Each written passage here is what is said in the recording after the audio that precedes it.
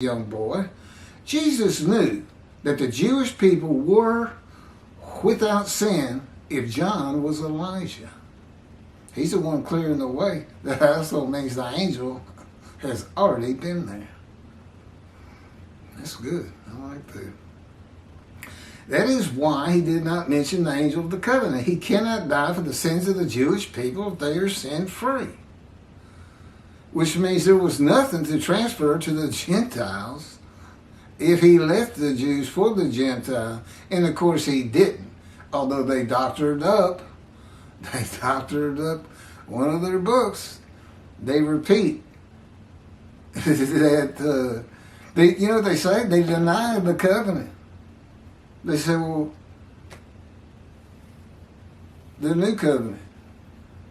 They say, well, then the first covenant must not be any good. Why is he making this a new covenant? Because he repeats it. I'll be your God, you'll be my people. There's more to it than that, but they do. That's what they say. They just decide God, there is no new covenant, and he sent us Jesus. Well, Jesus wasn't sin-free anyway. Again, I have the top 10 lies. I think I have it in a chapter we'll get to eventually. But I covered it in the last tape, if I remember right. Or the one before.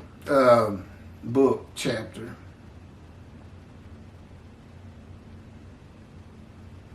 So anyway, he doesn't mention the angel of the covenant. There has to be a reason for it. The writer knew. How does he know? Nobody thinks the book of Matthew was written by Matthew or whoever that came from. No, that was Luke the historian. The time to come of the new covenant is when the land blooms again and when the city Jerusalem shall be rebuilt as it is today for the Lord's return. A time to come when the Jewish people are never uprooted or overthrown again. Between 68 and 70 Common Era, the Jewish people revolted against Rome and were defeated, murdered, crucified, and forced to leave the Promised Land.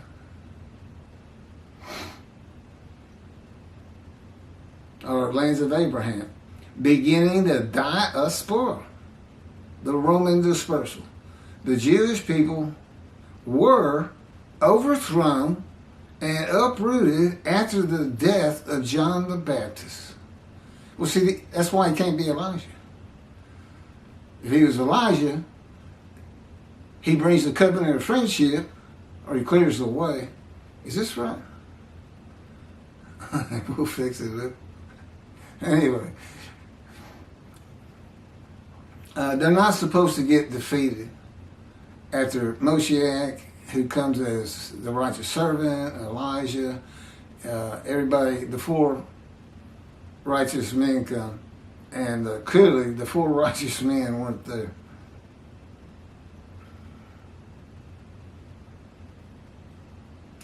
See, a time is coming. Oh, this is the description from Jeremiah 31. See, a time is coming, declares the Lord, when the city shall be rebuilt for the Lord from the tower of Hanel to the corner gate. And the measuring line shall go straight out to the Gareb hill, and then turn towards Goa, and the entire valley of the corpses and ashes, and all the field as far as the Wadi Kidron, that's a dry river, a wadi, and the corner of the horse gate on the east shall be holy to the Lord. They shall never be uprooted and dispersed again. Time is coming. It's here. I was a title lawyer for oil and gas. I had to go out and read old instruments, and I had to check every description.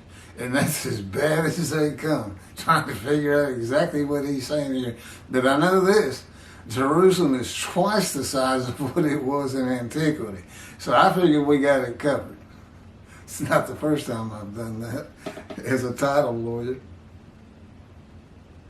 Yeah, beginning at the elk tree by the big rock. It's like, you kidding, right? Well, it's not going to help. See. You want me to carry on into the next one? Chapter 17. This is going to be 16 and 17 together. There's no question. It's getting blurry again. You know what? I'm stopping right there. I'm not dictating on this thing in that blur. I don't know why. I've ordered a new memory card. Very expensive one. It's supposed to have a ton of room on it. And I'm either going to get it tomorrow or Monday. It's being shipped.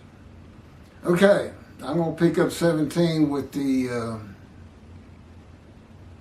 as soon as I clear this one, all right, I have one other disc I can use, but it's doing the same thing. Now it's clear.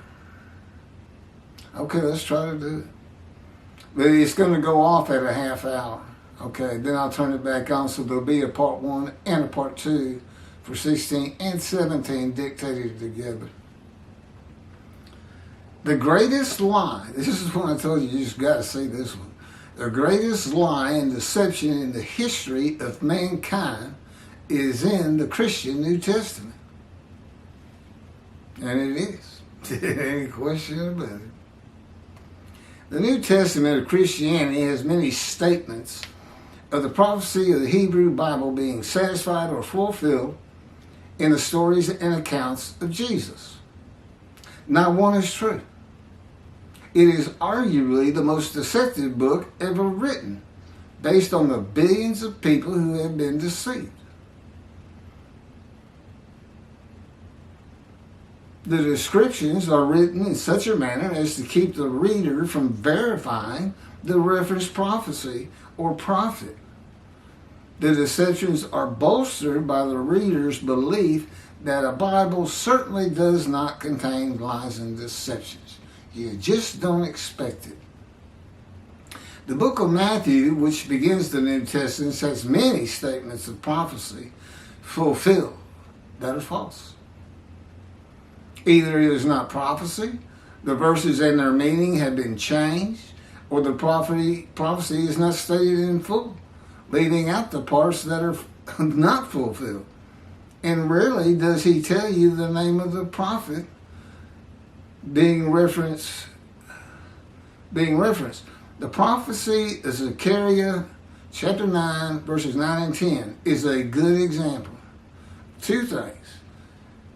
The writing of Matthew and how he changes up the prophecies, and how the Christians change in general, since they refuse to recognize this lie, and clearly a deception. Maybe they don't see it, but if they don't, it's because they're blind to it and got no business saying a Hebrew Bible is prophetic of him.